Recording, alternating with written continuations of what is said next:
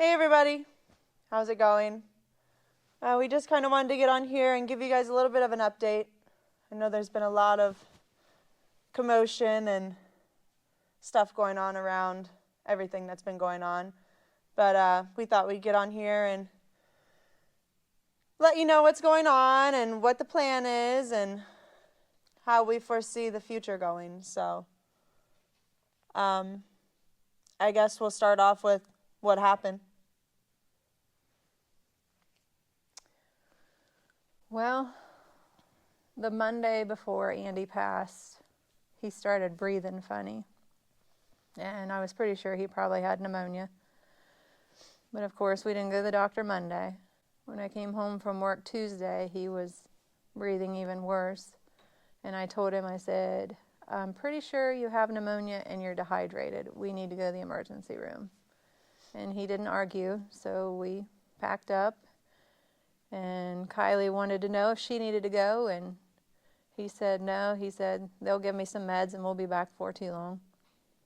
So Andy and I went into Urbana to the emergency room, and they got him in and said, well, it does sound like you have pneumonia. We're going to do a chest x-ray and we'll do a blood panel and see what's going on. So they did the chest x-ray, and it came back that he did have pneumonia. So they started treating him for the pneumonia. And then when they got his blood work back, his sugar was clear down to 37, which is not good. So they came in and gave him a whole big tube of dextrose to get his sugar level back where it should be. And she left and came back in, and she was like, oh my goodness, you look so much better. And he was like, I feel so much better. So, the meds were starting to work, and he was really feeling pretty good. And she said, well, great, we're on the right track. She said, I'll be back in a little bit to check on you. So Andy and I were sitting there watching TV, and he sat up in bed and was like, and he'll do that from time to time because he'll get a leg cramp or something like that. And I'm like, what hurts? What hurts? What do you need me to rub? What do you need me to rub? And he couldn't catch his breath, and he was just looking at me terrified. And I said, what is it? What is it?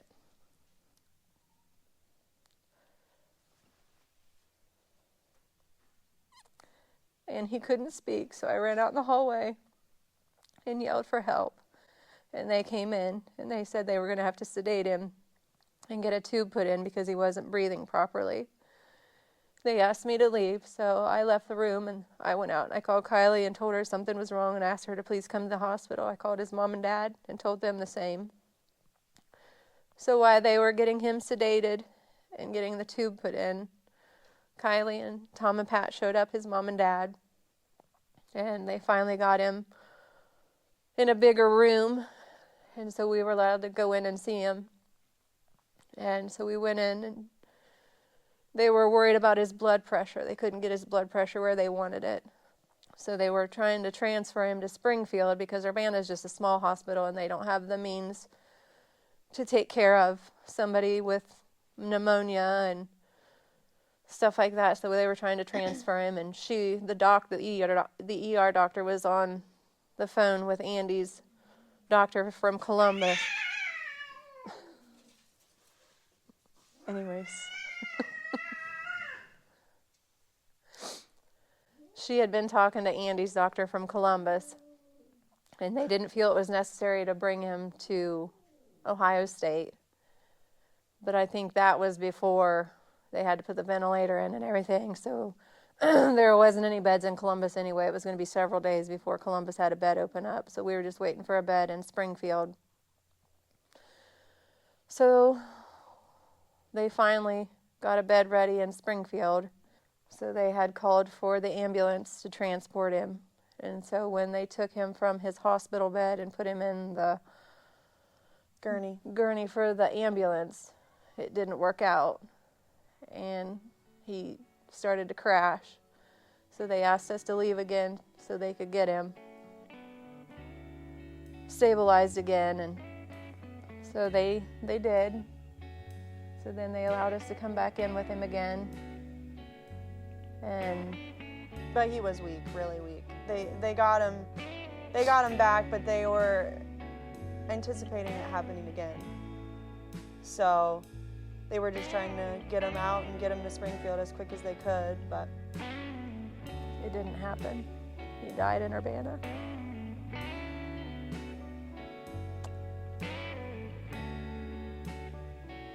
yep.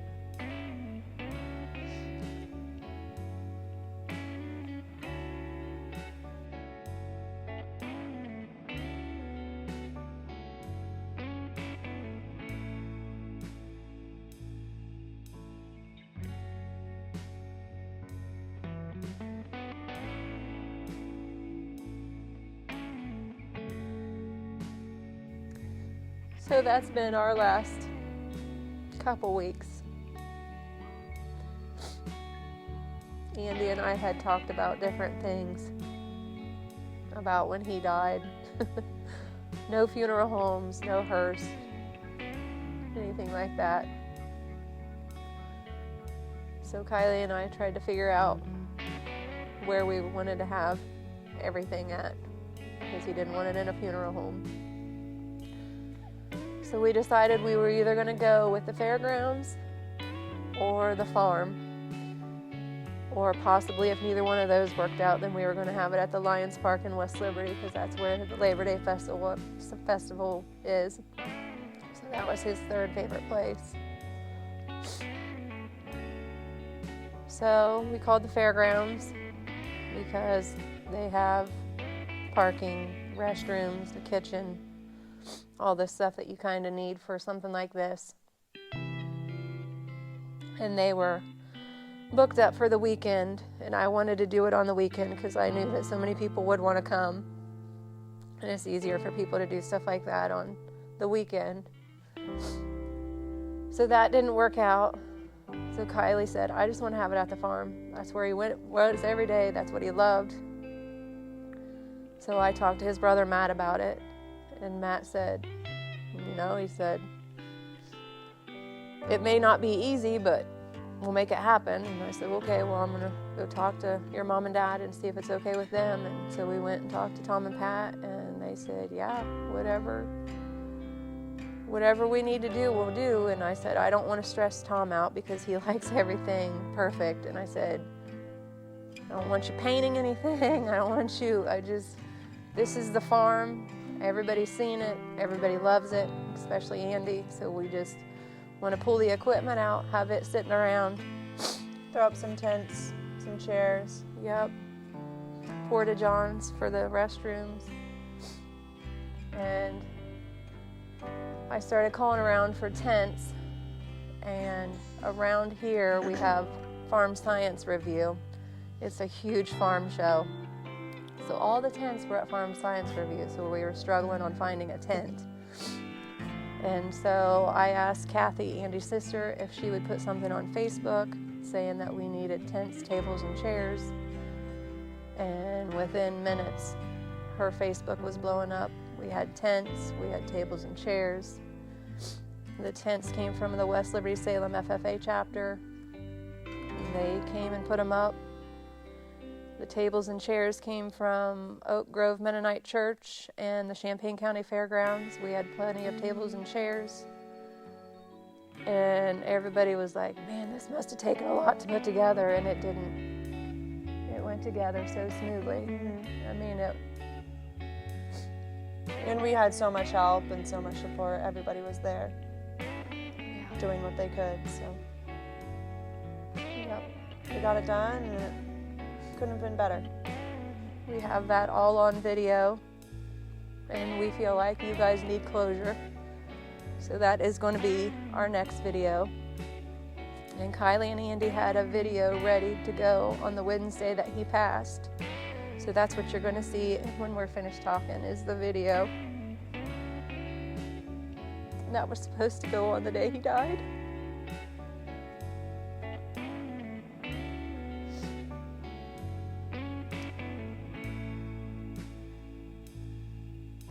So that's where we're at.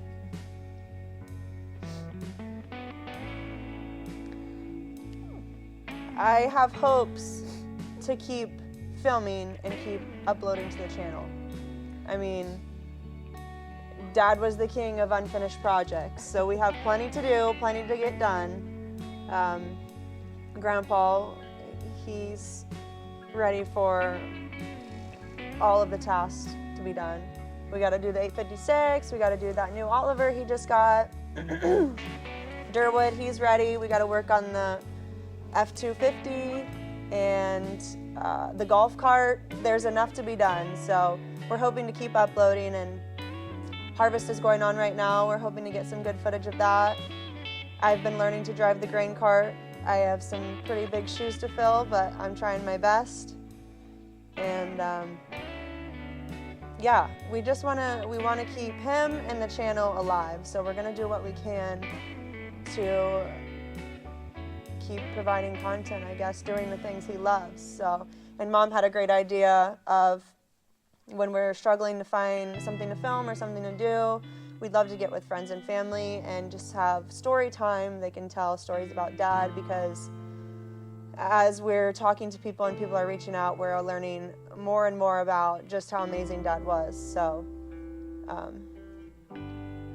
that needs to be put out there and people need to hear. So yeah, we're gonna do our best to do what we can. And we cannot thank all of you enough. Absolutely. The support has been amazing. I know that they told us for the calling hours, we had it from 2 to 6 on Saturday. And the funeral, the funeral home, Eichholtz, Darrington, Sanford, in West Liberty, Ohio, is who we went with. When we went in to talk to them about, you know, what we were going to do,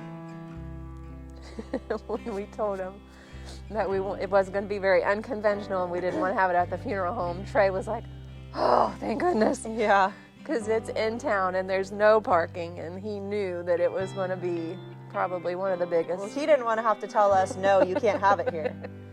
Yeah, and he knew it was probably going to be one of the biggest ones he's ever done so far. So he was very relieved when we told him that we wanted to have it at the farm, and he said that, you know, we would make it happen. And they were amazing. Oh, they were. Every request we had, they were on it. Yeah, So yeah, it all came together. They were great to work with. And like I said, you know, just the outpouring of support from all of you, we can't thank you enough. And like I was saying, that we had the calling hours from 2 to 6 on Saturday, and Trey from the funeral home, he said the first 2 hours he knows there was over 500 people. And then it went on for another additional 3 hours, because I think by the last person came through, it was right at 7 o'clock. So. Oh, Kitty. And I know that a lot of you couldn't be there, but we felt you. We know that you would be there if you could be there. And like I said, we want you guys to have closure, because we know that he's part of your family too. So that video's coming. So if you don't want to see that, then just be prepared, it is coming. And then we did film some of the funeral, so we'd like to get a video out, like she said, on that. So that'll be coming too. Enough of the fake news. Now you have the truth. Yeah, there was no car wreck. Yeah, it was crazy. There was no farm accident. The conspiracy theories and publicity and stuff over it all is just crazy. When Andy passed, the coroner is also our family doctor, which also he goes to church with us. And so we waited for him to come, and we told him, you know, what happened, and told him that, you know, he sat up in bed and couldn't breathe, and he was coughing up some stuff that was almost in black in color. It was a real dark brown, black in color. He was coughing some stuff up like that. And he said, you know, that it could have been an aneurysm, but he wanted to know if I wanted an autopsy, and I said no. He's been through enough that, you know, it's not going to change the result. He's gone. So, but I went to him yesterday to get a doctor's note for me for work, and we talked a little bit more, and he said that, reviewing everything that he put on the death certificate, the cause of death would be sepsis, because Andy's immune system was weak, and when he got that pneumonia, his body couldn't fight the pneumonia, so the infection just spread through his body quickly, and that just makes everything start shutting down. So he said he couldn't say for sure if it was, an aneurysm, but he put on the cause of death is sepsis, which is just an infection that takes over your body, and your body just starts shutting down.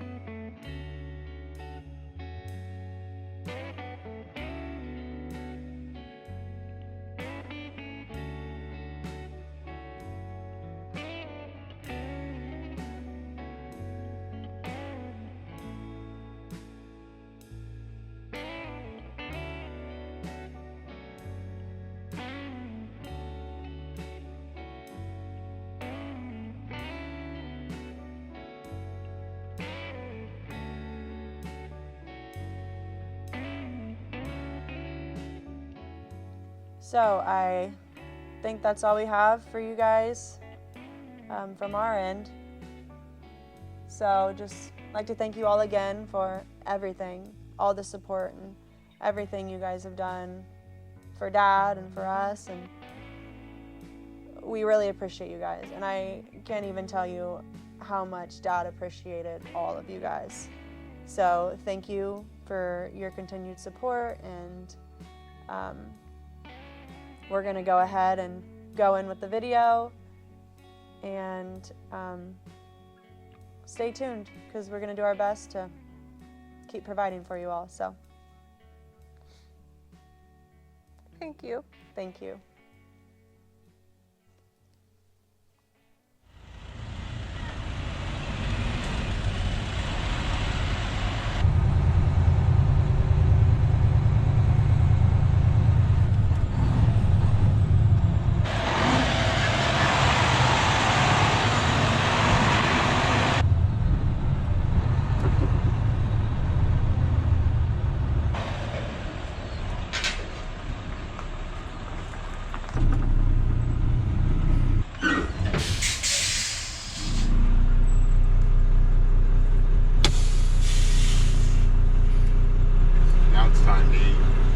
Yeah.